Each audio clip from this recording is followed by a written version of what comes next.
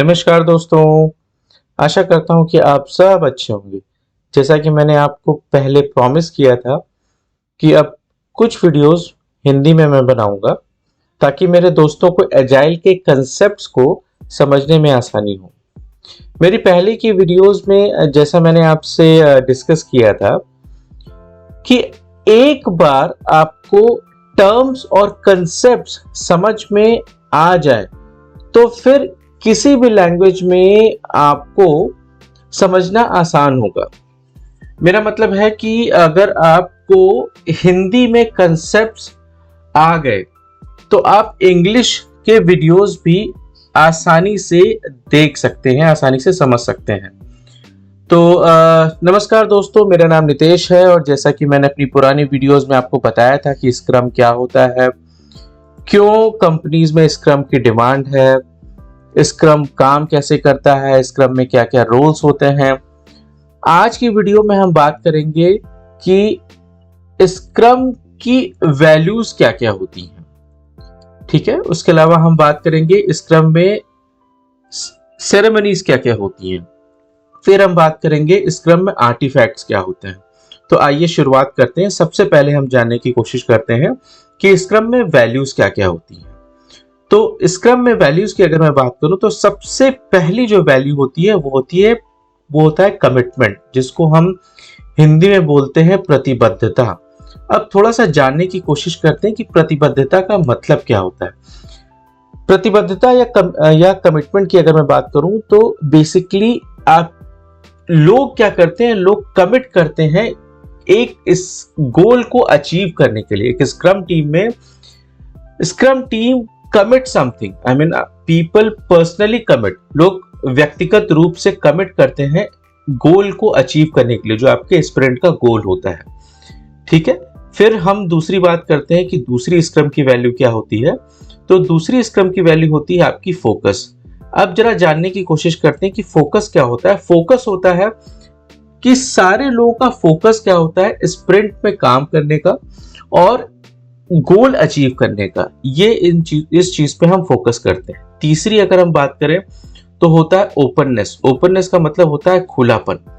खुलापन क्या होता है कि स्क्रम टीम और उसके स्टेक होल्डर जो होते हैं, जो भी आपके क्लाइंट आप कह लीजिए या अदर स्टेक होल्डर होते हैं, वो ओपन होते हैं काम के लिए और चैलेंजेस को एक्सेप्ट करने के लिए तैयार होते हैं जो भी काम के ड्यूरेशन में आता है, और ओपन होते हैं डिस्कस करने के लिए कि क्या चैलेंज आ रहे हैं, कैसे उनको मिटिगेट किया जाए, कैसे उनको हैंडल किया जाए। तो ओपननेस के लिए वो ये एक दूसरी वैल्यू है। इसके बाद अगली वैल्यू होती है जिसको हम बोलते हैं रिस्पेक्ट, या हम जिसको कहते हैं आदर करना। Give respect and get respect. तो गिव रिस्पेक्ट और गेट रिस्पेक्ट का मतलब होता है कि स्क्रम टीम मेंबर क्या करते हैं, एक दूसरे की रिस्पेक्ट करते हैं। सिर्फ इसलिए नहीं कि वो उनके पास स्किल है, बल्कि इसलिए भी कि वो सारे एक गोल और एक लक्ष्य के लिए काम करते हैं। तो यहाँ पर रिस्पेक्ट हम एक दूसरे की करते हैं, हम स्क्रम टीम की अदर टीम मेंबर की हम रिस्पेक्ट करते हैं। ये होती है आपकी स्क्रम की अगली वैल्यू। अब अगली वैल्यू के बारे में, इसके अलावा नेक्स्ट वैल्यू की बात करते हैं जिसको हम बोलते हैं करेज। करेज का क्या मतलब होता है, साहस। अच्छा, साहस का मतलब ये नहीं है कि आप किसी से लड़ाई करें, बट साहस का मतलब यहाँ पे क्या होता है कि स्क्रम टीम मेंबर के पास में ये करेज होता है कि हम सही चीज पे काम कर रहे हैं। मैंने चैलेंज दिया है कि मैं टफ से टफ प्रॉब्लम को हैंडल करूंगा। अब यहाँ पे हो सकता है आप इंडिविजुअल कैपेबल हो सकता है कि आप एज ए टीम एक चैलेंज को हैंडल कर रहे हो। तो बहुत बड़ी बात है कि स्क्रम हमेशा इस चीज को प्रमोट करता है कि ये स्क्रम, अगर आपकी स्प्रिंट सक्सेसफुल है तो ये एक इंडिविजुअल के कारण सक्सेसफुल नहीं, ये एक पूरी टीम का अचीवमेंट है, ये पूरी टीम का सक्सेस, पूरी टीम की सक्सेस है और पूरी टीम का फेल्योर भी है। तो करेज, यहाँ पे करेज की बात हम करें तो जो वैल्यू कहती है वो ये कहती है कि हम सही चीज कर रहे हैं कि नहीं, अगर नहीं तो हम उसको एक्सेप्ट करें, करेज हो हमारे अंदर। राइट, तो ये होती है स्क्रम की 5 वैल्यूज। इनको हम एक बार फिर से रिपीट करते हैं: कमिटमेंट, फोकस, ओपननेस, रेस्पेक्ट और करेज। अब जरा आगे बात करते हैं कि स्प्रिंट में क्या क्या रिस्पॉन्सिबिलिटी होती है। अगर आपने मेरा पुराना वीडियो नहीं देखा है तो प्लीज एक बार जाकर के देखिएगा, वहां पे मैंने बहुत डिटेल में जो भी रोल्स होते हैं और उनकी रिस्पॉन्सिबिलिटी क्या होती है वो मैंने डिटेल में डिस्क्राइब करी है। जैसे स्क्रम में 3 रोल होते हैं। पहला तो होता है आपका प्रोडक्ट ओनर, राइट। दूसरा आपका होता है स्क्रम मास्टर, और तीसरा आपका होता है आपके डेवलपर्स, राइट। ये 3 रोल होते हैं। इनकी रिस्पॉन्सिबिलिटी मैंने प्रीवियस वीडियो में डिफाइन करी है। मैं लिंक आपको नीचे दे दूंगा, तो प्लीज एक बार उसको जरूर देखिएगा। फिर हम नेक्स्ट बात करते हैं कि स्क्रम की सेरेमनीज। सेरेमनीज का मतलब होता है इवेंट, जिसको हम इवेंट भी बोलते हैं। स्क्रम की सेरेमनीज क्या क्या होती है? अब स्क्रम सेरेमनीज बेसिकली 4 सेरेमनी होती है। पहली तो होती है आपकी स्प्रिंट प्लानिंग, ठीक है। दूसरी आपकी होती है डेली स्क्रम। तीसरी आपकी होती है स्प्रिंट रिव्यू, और चौथी आपकी होती है स्प्रिंट रेट्रोस्पेक्टिव। एक बात का आप खास तौर से ध्यान रखिएगा कि ये चारों इसी सीक्वेंस में चलते हैं। पहली स्प्रिंट प्लानिंग, फिर डेली स्क्रम, फिर स्प्रिंट रिव्यू, फिर स्प्रिंट रेट्रोस्पेक्टिव।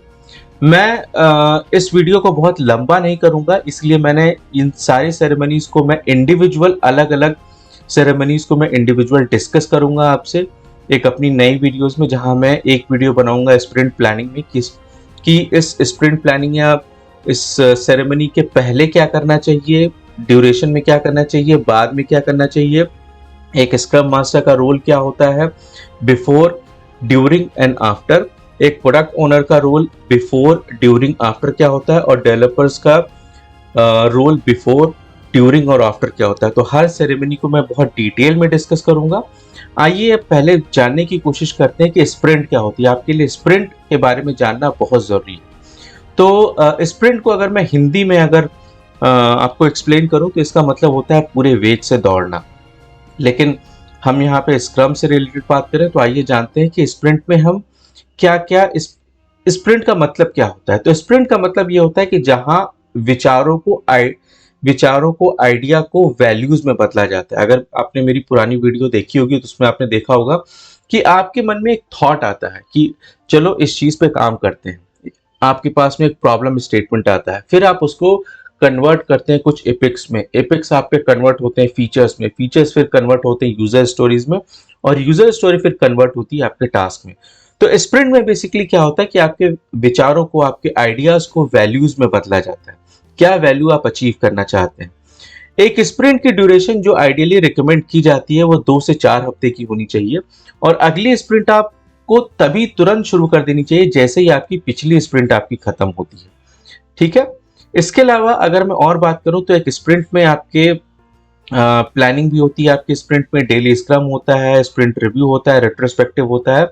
ये सारे इवेंट, इनका ऑब्जेक्टिव या इनका पर्पस सिर्फ और सिर्फ एक होता है कि आपके गोल को अचीव करने के लिए। तो सारे काम जो किए जाते हैं, ये जितने भी इवेंट होते हैं, इनका ऑब्जेक्टिव या इनका मोटिव ये होता है कि आपके गोल को कैसे अचीव किया जाए, ठीक है। अब स्प्रिंट के ड्यूरेशन में क्या क्या करना चाहिए, क्या नहीं करना चाहिए, थोड़ा सा इस पे भी जाने, क्योंकि इंटरव्यूज में आपसे क्वेश्चन पूछे जाते हैं कि अच्छा ये बताइए कि स्प्रिंट के ड्यूरेशन में क्या क्या करना चाहिए।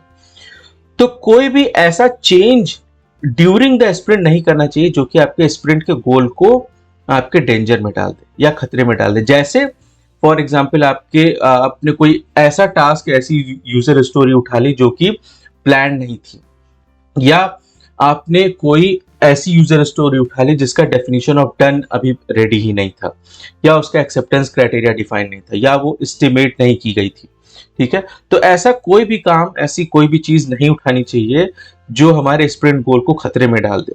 हाँ, आपके प्रोडक्ट ओनर से डेफिनेटली कंसल्ट करना चाहिए अगर कोई ऐसा इमरजेंसी वर्क है, लेकिन आपके प्रोडक्ट ओनर को आपको हमेशा इंटीमेट करना चाहिए कि इससे हमारे स्प्रिंट गोल पे कोई डिफरेंस नहीं आएगा, ठीक है। ड्यूरिंग द स्प्रिंट आपकी प्रोडक्टिविटी कम नहीं होनी चाहिए। जो आपने कमिट किया है उन चीजों के लिए आपको डेडिकेटेड होना पड़ेगा, राइट, होना चाहिए, ठीक है। क्वालिटी नहीं कम होनी चाहिए। क्वालिटी का मतलब ये यही है सिर्फ कि आपके पास आपके यूजर स्टोरी में डिफेक्ट्स नहीं आए, बट क्वालिटी का मतलब ये है कि आपने कुछ न कुछ वैल्यू एडिशन किया है अपने क्लाइंट के लिए। क्योंकि स्प्रिंट गोल जो आपका प्रोडक्ट ओनर बनाता है उसका ऑब्जेक्टिव सिर्फ और सिर्फ ये रहता है कि आपके क्लाइंट को कुछ ना कुछ वैल्यू वो प्रोवाइड करे। तो क्वालिटी का भी कम नहीं होनी चाहिए। प्रोडक्ट बैकलॉग को जरूरत के हिसाब से बेहतर बनाया जा सकता है। हो सकता है कि प्रोडक्ट बैकलॉग आपका प्रोडक्ट ओनर बहुत स्मार्ट हो, तो हो सकता है कि वो कुछ प्रोडक्ट बैकलॉग रिफाइनमेंट स्प्रिंट शुरू होने के 2-3 स्प्रिंट का एडवांस में कर ले। ये बहुत अच्छी चीज़ है। आइडियली रिकमेंड भी यही किया जाता है कि कम से कम आपके पास 2 से 3 स्प्रिंट के गोल, उनकी यूजर स्टोरीज प्रॉपर एस्टिमेटेड हो और प्रॉपर वो डिफाइंड हो, ताकि वो अकॉर्डिंगली वो पिक की जा सके। तो ये एक आइडियल सिचुएशन है। हालांकि होता यह है कि प्रोडक्ट ओनर यूजुअली 1 या 2 स्प्रिंट की एडवांस में प्लानिंग करके रखते हैं, जो कि एक सही तरीका है। अब ड्यूरिंग द स्प्रिंट आपको ये स्कोप पता होना चाहिए और प्रोडक्ट ओनर से इस बात की चर्चा भी होनी चाहिए। क्यों? क्योंकि कभी कभी क्या होता है कि आप यूजर स्टोरी एस्टिमेट तो कर देते हैं अपने प्रीवियस एक्सपीरियंस के हिसाब से, लेकिन जैसे जैसे आप प्रोसीड करते हैं अपने स्प्रिंट में, जैसे जैसे आपको और इंफॉर्मेशन होती है उस यूजर स्टोरी के बारे में, तो हो सकता है आपको लगे कि नहीं, इसमें तो कुछ और टास्क भी करना था, कुछ और टास्क भी करना था। ये चीज ड्यूरिंग द स्प्रिंट आपको अपने प्रोडक्ट ओनर को देन एंड देयर, या आप कह सकते हैं कि आप प्रायोरिटी बेसिस पे हमेशा इंटीमेट करनी चाहिए, उनको बता देना चाहिए। ऐसा ना हो कि जब आपकी स्प्रिंट खत्म होने वाली हो तब आकर के आपने हैंड रेज किया और आपने बोला कि नहीं भाई, इसमें तो ये प्रॉब्लम आ रही थी, इसमें कुछ अननोन चीज थी जो मेरे को करने में इतना टाइम लग गया। ये चीजें एंड ऑफ द स्प्रिंट नहीं होनी चाहिए। ड्यूरिंग द स्प्रिंट आपको अपने प्रोडक्ट ओनर से चर्चा करनी चाहिए। इसीलिए हम जो आपका डेली स्क्रम होता है उसका पर्पस सिर्फ और सिर्फ यही होता है कि आप क्या कर रहे हैं, आपको क्या चैलेंजेस आ रहे हैं, आपने कौन से ऐसे अनआइडेंटिफाइड स्कोप आपने फाइंड आउट किए हैं, ये आपको हमेशा डिस्कस करना चाहिए। और जाहिर सी बात है, स्क्रम मास्टर आपकी इन चीज़ों में मदद करता है। ठीक है, अब थोड़ा सा बात करते हैं कि ड्यूरिंग द स्प्रिंट और क्या क्या करना चाहिए। स्प्रिंट में क्या होता है कि आप बेसिकली एक प्रिडिक्शन करते हैं इंस्पेक्ट एंड अडैप्ट के थ्रू। अब इंस्पेक्ट एंड अडैप्ट क्या होता है? जो आपका डेली स्क्रम है उसमें आप इंस्पेक्ट करते हैं और कुछ चीजें अडैप्ट करते हैं कि आपको कैसे चेंज करना है, right, according to impediment, according to unknown thing, according to new scope और समथिंग। ठीक है, जिससे आपको ये पता लगता है कि प्रोडक्ट गोल में कितना अकम्पलिशमेंट हुआ है, कितने आप अपने स्प्रिंट गोल के कितने आप करीब पहुंचे हैं, राइट, कितने आप पास में हैं, या हम सही पार्ट पर या सही पाथ पर हैं कि नहीं है, हम सही ट्रैक पे जा रहे हैं कि नहीं जा रहे हैं। अगर नहीं तो आपको राइट ट्रैक पे कैसे जाना है ये आपको पता होना चाहिए, या अपने स्क्रम मास्टर से या अपनी टीम से आप डिस्कस कर सकते हैं। एक बहुत अच्छी चीज यहाँ पे है कि जैसे जैसे आप कंप्लीशन की तरफ बढ़ते हैं, एजाइल का या स्क्रम का एक ब्यूटीफुल कंसेप्ट ये है, वैसे वैसे रिस्क कम होता जाता है। क्यों? क्योंकि आप हमेशा राइट ट्रैक पे होते हैं। अब इसके अलावा हमें और क्या ध्यान में रखना चाहिए कि स्प्रिंट आपकी बहुत लंबी नहीं होनी चाहिए। होता क्या है कि कई जगह मैंने देखा है कि स्प्रिंट लोग 4-4 हफ्ते की बनाते हैं। आप बना सकते हैं, कोई ऐसा हार्ड एंड फास्ट रूल नहीं है, हम 2 से 4 हफ्ते रिकमेंड भी करते हैं। लेकिन होता क्या है चैलेंज कि जब आप 4 वीक की स्प्रिंट बनाते हैं ना, तो बहुत सारे चैलेंजेस आपको आना शुरू हो जाते हैं। फिर कोई फायदा नहीं, फिर एक वाटरफॉल में और एक एजाइल में बहुत ज्यादा डिफरेंस आप नहीं कर सकते, राइट। फिर फायदा क्या हुआ कि आपने वाटरफॉल से आप स्विच करके एजाइल में आ रहे हैं। तो एजाइल में बेसिकली हमें बहुत छोटी स्प्रिंट भी नहीं रखनी चाहिए और बहुत बड़ी स्प्रिंट भी नहीं रखनी चाहिए। बड़ी स्प्रिंट रखने पे क्या होगा कि हो सकता है कि आपके स्प्रिंट का जो गोल है उसको अचीव करने में चैलेंज आए। माइट भी कोई एक ऐसी यूजर स्टोरी हो जो आपने काम करना तो शुरू कर दिया, बट लेकिन तीसरे या चौथे हफ्ते में जाकर के आपको पता लग रहा है अरे ये तो हमें पता ही नहीं था, तो वो आपकी स्किप हो जाएगी। फिर आपका क्या होगा, यूजर स्टोरी स्लिपेज होगी। अब ये सारे टर्म क्या होते हैं ये मैं और भी वीडियोस में डिस्कस करूंगा, जहां मैं मिसलेनियस वीडियो बनाऊंगा। तो अगर आपने इस चैनल को सब्सक्राइब नहीं किया है तो प्लीज जरूर सब्सक्राइब करें, ताकि आपको नए वीडियो की नोटिफिकेशन मिलती रहे। तो बैक टू कंसेप्ट की स्प्रिंट बहुत लंबी नहीं होनी चाहिए और बहुत छोटी भी नहीं होनी चाहिए। छोटी होने पे, अब मान लीजिए आपने 1 हफ्ते की स्प्रिंट रख दी, तो 1 हफ्ते की स्प्रिंट में आप कितना टाइम देंगे डेवलपर को, कितना टाइम आप देंगे टेस्टिंग को, कितनी जल्दी जल्दी आप काम करेंगे। तो 1 हफ्ते में क्या होगा कि आपको डिसाइड करने में, स्प्रिंट का गोल डिसाइड करने में दिक्कत हो सकती है। तो जो आइडियल रिकमेंडेशन है, वैसे तो हम 2 से 4 हफ्ते बोलते हैं, लेकिन हम मानते हैं कि 2 हफ्ते की स्प्रिंट होनी चाहिए, ना ज्यादा बड़ी और ना ज्यादा छोटी। ठीक है, अब हम और कुछ बातें करते हैं कि क्या क्या चीजें हमें ध्यान में रखनी चाहिए स्प्रिंट में। अब स्प्रिंट में हम बहुत सारी मैट्रिक्स का इस्तेमाल करते हैं, जैसे आपका बर्न डाउन चार्ट है, बर्न अप चार्ट है, क्यूमुलेटिव ग्राफ है, डिफेक्ट लीकेज है, कैपेसिटी प्लानिंग है, वेलोसिटी है, मैट्रिक्स, इस्तेमाल करते हैं, या फिर आपका कस्टमर सेटिस्फेक्शन सर्वे हम करते हैं। अब इन मैट्रिक्स का पर्पस क्या होता है? मैट्रिक्स, मैं एक और वीडियो बनाऊंगा सिर्फ मैट्रिक्स के ऊपर। अब मैं अपने स्क्रम टीम को हमेशा रिकमेंड करता हूँ, लगभग 13 से 14 मैट्रिक्स जो हम बनाते हैं अपने स्क्रम टीम में। मेजर जो मैट्रिक्स है जो स्क्रम में आप मिनिमम, या आप कह सकते हैं कि जो बहुत इसेंशियल मैट्रिक्स हैं, वो आपका बर्न डाउन चार्ट है, फिर आपका कैपेसिटी प्लानिंग है, वेलोसिटी है और डिफेक्ट लीकेज है। ये आप बना सकते हैं, क्यूमुलेटिव ग्राफ आप इंक्लूड कर सकते हैं, राइट। तो बेसिकली इन मैट्रिक्स का, हर मैट्रिक्स का एक अलग रोल होता है, हर मैट्रिक्स का एक अलग गोल होता है, एक अलग पर्पस होता है। तो हर मैट्रिक्स से आप कुछ ना कुछ फाइंड आउट करते हैं कि आप राइट ट्रैक पे हैं कि नहीं, या क्या इंप्रूवमेंट की जरूरत है, कहाँ पे लैगिंग हो रही है, मैं अपने पाथ को टाइमली कवर कर पाऊंगा कि नहीं कर पाऊंगा। इससे फायदा ये होता है कि आपको क्वालिटी को टेक केयर करने में मदद मिलती है, और फ्यूचर में आप बता सकते हैं कि अच्छा भाई, मेरा काम अब इतने दिन में खत्म हो जाएगा क्योंकि मैंने इतना काम लगभग खत्म कर लिया है। ठीक है, अगेन आप परसेंटेज के हिसाब से डिफाइन नहीं कर सकते हैं, ये मैट्रिक्स आपको परसेंटेज के हिसाब से नहीं बताती है। ये एक क्वेश्चन ऑफ डिस्कशन है कि ये परसेंटेज के हिसाब से क्यों नहीं बताती है, लेकिन आपको कम से कम फोरकास्ट करने में या फ्यूचर प्रिडिक्शन करने में आपको आसानी हो जाती है। ठीक है, इसके अलावा हम और भी बहुत सारी प्रैक्टिस करते हैं जो आपके स्प्रिंट को स्मूथ और सक्सेसफुल बनाने में काफी हेल्प करती है।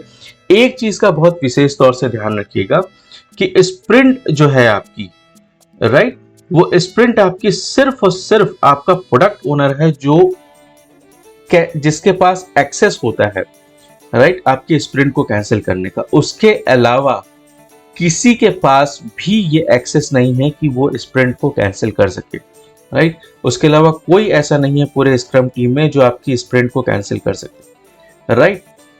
तो ये चीज खास तौर से ध्यान रखिएगा कि स्प्रिंट को कैंसिल करने का एक्सेस सिर्फ और सिर्फ आपके प्रोडक्ट ओनर के पास में है। तो अब हमने यहाँ पे डिस्कस कर लिया स्क्रम की सेरेमनीज। मैंने सिर्फ आपको बताया कौन कौन सी सेरेमनीज होती हैं। जैसे मैंने बोला कि आप अगली वीडियो में मैं आपको बताऊंगा कि अलग अलग सेरेमनीज के बारे में। हमने ये देखा कि स्प्रिंट क्या होती है। अब आइए जानने की कोशिश करते हैं कि स्क्रम सेरेमनीज, ये हमने ऑलरेडी डिस्कस कर लिया है कि स्क्रम सेरेमनीज या इवेंट क्या होते हैं। अब हम डिस्कस करते हैं कि स्क्रम आर्टिफैक्ट्स या कलाकृतियां क्या क्या होती हैं। तो स्क्रम आर्टिफैक्ट क्या होता है, कि इनका काम क्या होता है, ये मूल्यों को या वैल्यूज को बताते हैं। इनकी हेल्प से आप ट्रांसपेरेंसी ला सकते हैं, मतलब आपकी पूरी टीम के पास में जो इंफॉर्मेशन होती है वो एक सेम बेसिस पे जाती है। तो आपकी सारी टीम एक पेज पे रहती है, मतलब एक कॉमन इंफॉर्मेशन, या आप कह सकते हैं कि सेम इंफॉर्मेशन सबके पास में जाती है, क्योंकि ये ट्रांसपेरेंसी लाती है, राइट। ऐसा नहीं कि आपके क्लाइंट को कुछ और आप बता रखा है आपने, आपकी टीम को कुछ और पता है, आपका स्क्रम मास्टर किसी और डिफरेंट पेज पे, नहीं, ये सब सेम पेज पे होते हैं और सबको सेम इंफॉर्मेशन होती है जो कि ट्रांसपेरेंट होती है। एक आर्टिफैक्ट में ये सुनिश्चित करने के लिए कि एक कमिटमेंट होती है जो कि ऐसी जानकारी प्रदान करे जो कि ट्रांसपेरेंट और फोकस बढ़ाए, जिससे कि प्रोग्रेस को नापा जा सके। होता क्या है कि बेसिकली आपके आर्टिफैक्ट्स क्या करते हैं कि ये बताते हैं कि आपकी टीम में कहाँ पे फोकस है, ट्रांसपेरेंसी है इंफॉर्मेशन की, और कितना प्रोग्रेस हुआ है, क्या अभी और करना बाकी है। तो अगर मैं आर्टिफैक्ट की बात करूं तो बेसिकली आपके कुछ आर्टिफैक्ट्स हैं जो मैं आपको बताऊंगा। जैसे प्रोडक्ट बैकलॉग में आपके प्रोडक्ट के गोल को डिफाइन करना, ये एक आर्टिफैक्ट है। स्प्रिंट बैकलॉग के लिए स्प्रिंट गोल क्या है ये डिफाइन करना एक आर्टिफैक्ट है, ठीक है। इसके अलावा फिर इंक्रीमेंट के लिए डन की डेफिनेशन ये लिखना आपको बहुत जरूरी है, ये एक आर्टिफैक्ट है। तो बेसिकली ये 3 तरह के आर्टिफैक्ट होते हैं जो हम स्क्रम में फॉलो करते हैं, ठीक है।